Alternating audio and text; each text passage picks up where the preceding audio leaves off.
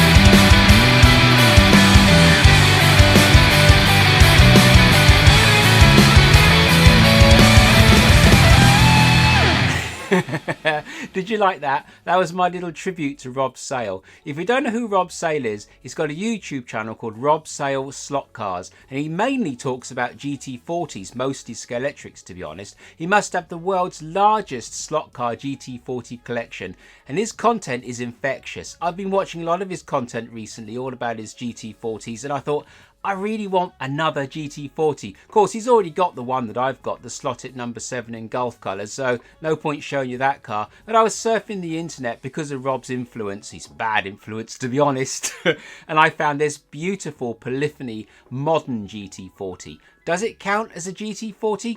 I don't know, I don't care. It's called a GT40 and I think it looks awesome. So I thought I'd buy it and I thought I'd share it with you. But back to Rob's channel. It's a really good little channel, and if you've not seen it, hop over to Rob's channel and have a watch. And if you like what you see, maybe you'll subscribe to him, because he really could do with a few extra subs. He hasn't got as many subs as he deserves, to be perfectly honest. Anyway, so what I'm going to do is I'm going to take this car out of the box and I'm going to show you on my table this car in the round, and then I'll take the lid off and you can have a look at the mechanics. So here it is, close up, my beautiful Ford GT40 influenced by Rob Sale. Thank you, Rob. You're a very bad man and a bad influence, but I love it.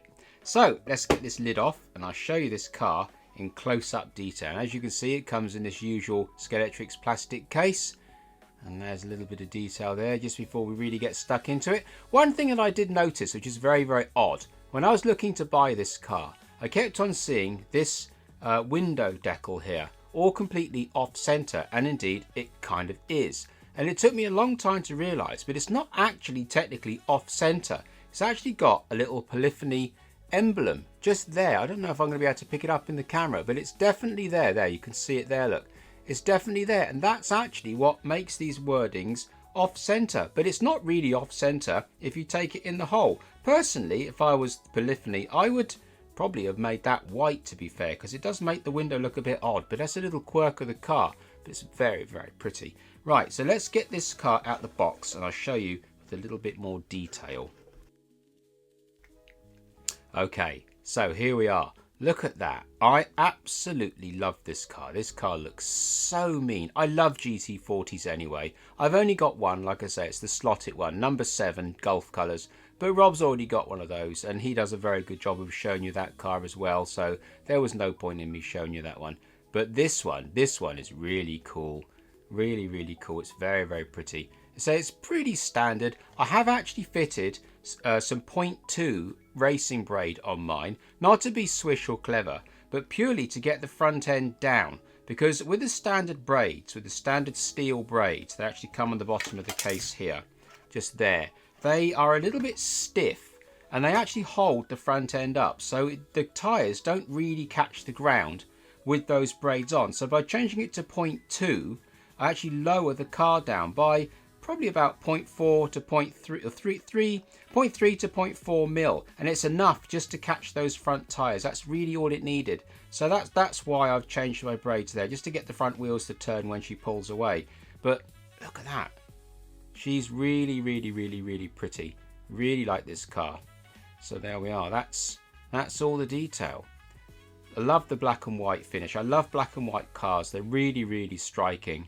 So wheels are very, very pretty too. Lots of nice tampo printing. Now, to be fair, the tyres are not the grippiest. I did try and scuff them on some sanding paper just to try and get them to grip up a little bit and clean them thoroughly. So there is still a little bit slidey around the track. They're quite hard rubber, but it's grippy enough for what it is, I think. I don't think they're not too offensive. They're okay. I guess if you're running with a magnet, well, I've got a magnet in it, but I'm on MDF track. So if you're running it around a standard Scalextric track, there wouldn't be any problems, to be honest with you.